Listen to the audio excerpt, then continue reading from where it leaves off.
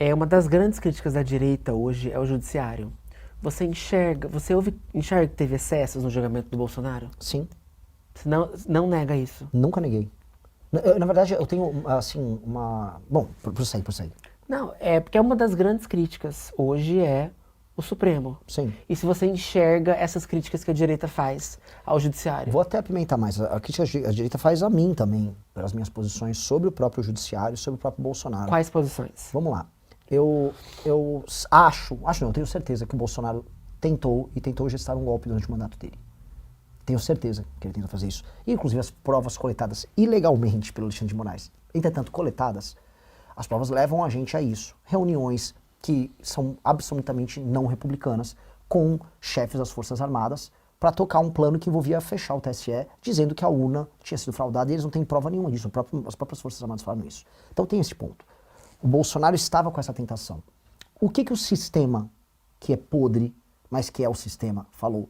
Temos que brecar isso. Então você tinha um problema concreto de um lado e do outro você tinha um sistema podre do lado. No fundo, se você perguntar para um apoiador do Bolsonaro que ficou na frente do quartel, e veja, as pessoas foram para frente do quartel por quê? O que o quartel faz numa democracia? Elas foram no quartel porque elas queriam que os militares agissem. Ninguém vai para frente do quartel pedir, por favor, faça uma consultoria, sei lá, uma Não, tudo auditoria. bem, mas assim, pra mim aquele movimento foi muito orgânico. Não, pera. Orgânico, ele foi porque as pessoas foram pra lá. Sim. Dito isso, a motivação das pessoas é em cima de um chamado que tem. E o chamado que tinha é, a urna foi fraudada, façam algo. O Bolsonaro vinha, minha caneta é pesada. O que ele quer dizer que a caneta é pesada? Quando ele falava da caneta, o pessoal ficava falando da caneta, é do tipo, ele vai fazer uma GLO, ele vai fazer uma intervenção, o famoso artigo 142, que essa turma ficou pedindo pra ele fazer há muito tempo. Tá, mas você acha que o TSE, ele foi parcial durante Acho as que ele foi eleições de parcial. 2022? O que eu quero te falar, Firmino, é que assim, esse raciocínio é muito importante. Mas aqui. e que todas aquelas vezes que tentavam calar o Bolsonaro? Mas pera. Pera aí, que não pode falar que o Lula fez isso. Foi um absurdo. Não pode falar que o Fizeram Lula essa é coisa. amigo de não sei Fizeram quem. isso com o Brasil Paralelo também. Pois é, então, mas assim, você acha então que o TSE foi parcial em 2022? Acho. Só que é muito diferente falar que a urna foi fraudada. É esse o ponto, Firmino. Firmino, eu não posso pecar pela imprecisão. Eu tenho que ser preciso. Eu não tinha nada a ver com aquela briga. Eu não gosto do STF. Meu grupo político foi o primeiro a pedir ministro do STF de todo mundo. Contra o Marco Aurélio ainda no impeachment da Dilma. Eu fui aluno do Alexandre de Moraes. Eu fui aluno do Lewandowski. Eu conheço essas pessoas. Eu fui aluno, tive aula na faculdade de Direito da USP. Você é advogado? Não me formei. Larguei a faculdade e fui ser empresário. Tá. Mas eu estudei na melhor faculdade do Brasil de Direito e eu conheço profundamente essas figuras. Eu sei como eles pensam, eu sei como eles agem. Eu não gosto deles. Agora, eu tenho que entender quem é o Bolsonaro, eu tenho que entender quem é ele, o que ambos estavam fazendo e por que isso tudo foi uma desgraça para todos nós. O Bolsonaro não queria governar e o Bolsonaro tinha essas tentações. E a gente não pode negar as manifestações que eram chamadas. Tinha uma manifestação de 2021 que chamava Eu Autorizo. Autorizo o quê? Todos eles estavam falando. Autoriza que é uma GLO. Autorizava a ideia de um artigo 142, uma intervenção militar. Essas coisas estavam no vocabulário geral. E aquelas pessoas que foram mobilizadas aí para frente dos quartéis acreditavam que, após perder a eleição, a última coisa que restava era o Bolsonaro anular as urnas. Saiu, isso tem provas, do Palácio do Planalto, todas as discussões sobre aquela ideia de um argentino que falou que a urna foi fraudada e que aquilo era tudo mentira. E isso esquentou uma massa de pessoas a achar que o Bolsonaro faria algo. Pois bem, meu ponto com o Bolsonaro é, ali ele errou. E as pessoas que participaram deste conluio têm que sofrer punição, porque em qualquer democracia no mundo tem que sofrer punição. Mas se o Lula... Pera, deixa eu terminar o raciocínio. O TSE, é uma coisa, o TSE agiu com imparcialidade na parte de redes sociais. Com parcialidade, desculpa. Agiu. Eu tenho certeza disso. E o STF usava um inquérito ilegal para perseguir pessoas. Estamos nessa mesma página. O Bolsonaro, portanto, a meu ver, cometeu crimes? Cometeu. Ele teve um julgamento justo? Não. Veja como é difícil essa história. Você reconhece nulidade no julgamento dele? Inteira.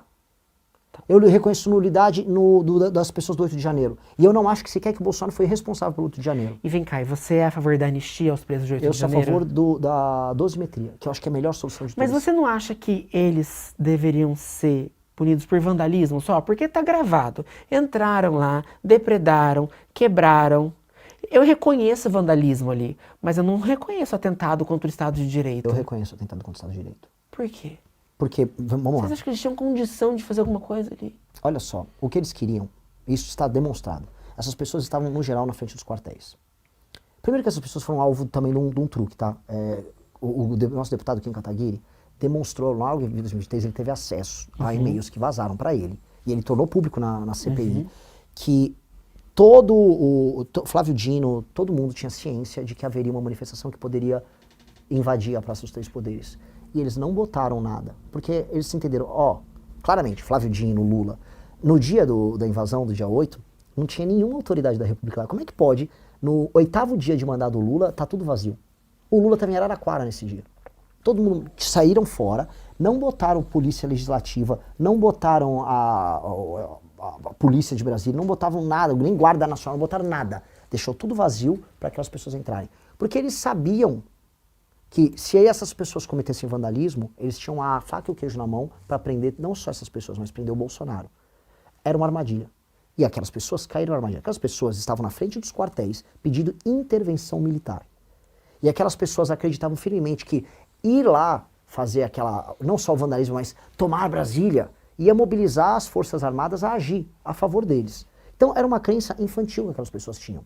E quer ver o melhor exemplo dessa crença? A partir do momento que chegam os militares para prender eles aplaudem. Tem imagens das pessoas no chão, sentadinhas, os militares chegaram, eles agradecendo. Olha, chegaram os militares, que bom, deu certo. Então, fala-se muito de ter alguém ali fomentando, pessoas intrusas ali fomentando esse ataque. Você acredita nisso? Eu não tenho como dizer sim ou não, mas eu não tenho como negar que milhares de pessoas entraram dentro dos prédios públicos de maneira ilegal, vandalizaram aquilo. Então, se eu falar que foi um ou outro infiltrado, eu vou estar mentindo, porque foram milhares de pessoas que entraram.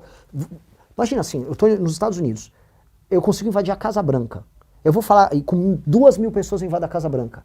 Eu deveria saber que ia dar um problemaço para mim, uma questão de segurança nacional, invadir a Casa Branca. Eu não vou culpar não, foi um cara lá que me induziu. Aquelas pessoas são adultas. Mas tudo bem, são adultos, foram induzidos, e mesmo assim você acha que foi atentado contra a democracia? Mas se não for, o que mais é um atentado contra a democracia? Mas, gente, você não tem um tanque, você não tem exército, não tem uma arma. Mas você tem que entender que... Você tem um bastão, você tem um negócio para quebrar vidro. Mas você entende que na cabeça deles, o atentado contra o Estado de Direito deles, que estava sendo cometido, não era que eles iam fazer eles próprios uso da violência. Eles estavam mobilizando, de acordo com o plano deles, as Forças Armadas a fazer isso. Era um plano infantil. É óbvio que você não você não realiza um golpe de verdade fazendo aquilo. Materialmente, não. Mas o que é uma tentativa maluca de um grupo de pessoas que já estavam, vamos dizer, há meses na frente de um quartel, que já estavam malucas da cabeça. Aquelas pessoas estavam doidas. E eu preciso ter que entender isso dessas pessoas. Essas pessoas estavam doidas. E quem deixou elas doidas?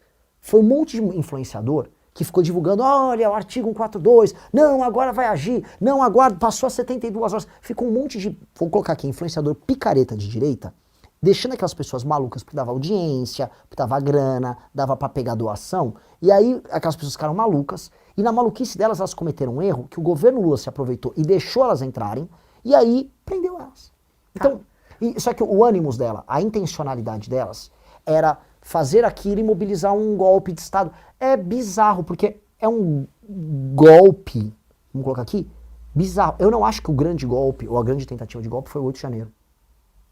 Na verdade, foram as tentativas do Bolsonaro antes de ir embora para os Estados Unidos. Mas vem cá, uma vez que a gente concorda que o TCE foi imparcial na internet,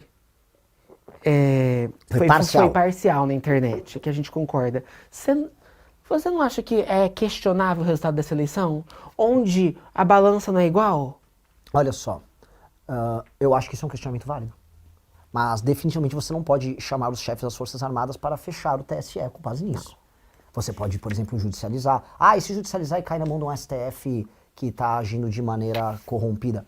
Aí nós temos um problema político. Mas veja que existe um caminho, e o Bolsonaro não adotou o caminho. Porque, veja, o Bolsonaro não adotou o caminho... o caminho oficial dele, dos apoiadores dele, dos influenciadores dele, não era o de questionar este elemento. Esse elemento foi um elemento menor no questionamento deles. O elemento principal é que a urna foi fraudada, que o resultado foi roubado. Eles nunca comprovaram isso. O Bolsonaro chamou as Forças Armadas para auditar as urnas, as Forças Armadas falaram, tá ok. As Forças Armadas fizeram o relatório delas.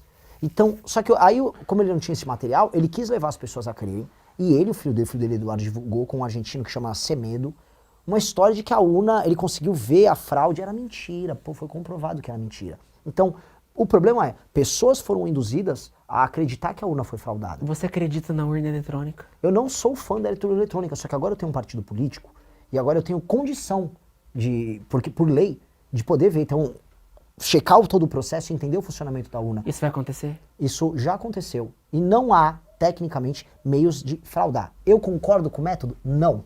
Eu sou a favor do voto impresso? Sim. Fui a favor do voto impresso quando o Bolsonaro estava falando? Não. Aí você fala, como assim? É confuso? Não é confuso. Quando o Bolsonaro falava a favor do voto impresso, o Bolsonaro queria criar clima, querendo falar que a urna estava fraudável. E não, objetivamente, melhorar o sistema eleitoral brasileiro. Como seria essa melhora? A melhora do sistema eleitoral brasileiro, ela tem que se dar em muitos termos. A começar pela própria ideia de que, olha o que eu vou falar aqui, não existe democracia no Brasil. A democracia no Brasil é uma piada. O principal problema democrático no Brasil não é sequer a urna. É que as pessoas, na hora de votar, especialmente pro legislativo, vendem o voto delas. A compra e venda de votos no Brasil é a base da democracia brasileira. Tá. E Através de programas sociais? não, pior, compra e voto com grana mesmo. Tá. Você tá numa cidade pequena no interior do Nordeste, você vende hoje o voto de uma família para vereador tá R$700, R$800. Às vezes você fecha R$1.000 para ter uma família. Tá. E depois, quando ele é eleito, ele vai trocando favores. Então, não existe democracia no Brasil. Então, hoje tem que ter uma mudança, uma reforma do sistema eleitoral gigante, que termina também no modelo da urna. Por que é sempre essa mesma empresa? Por que a gente não pode fazer implementos e mudanças, né, no modelo? Por que eles querem? Você viu que lançaram agora uma urninha, que é um boneco, o TSE lançou. É uma coisa constrangedora, como se eu tivesse que amar uma urna. Aquilo é só uma urna. Por que não discutir melhorias nisso? Nós temos que discutir todas as melhorias possíveis nisso. Só que isso também tem que ser discutido o modelo democrático brasileiro, que é um modelo fictício. Não existe democracia de verdade no Brasil. Por causa da compra de voto. Com certeza.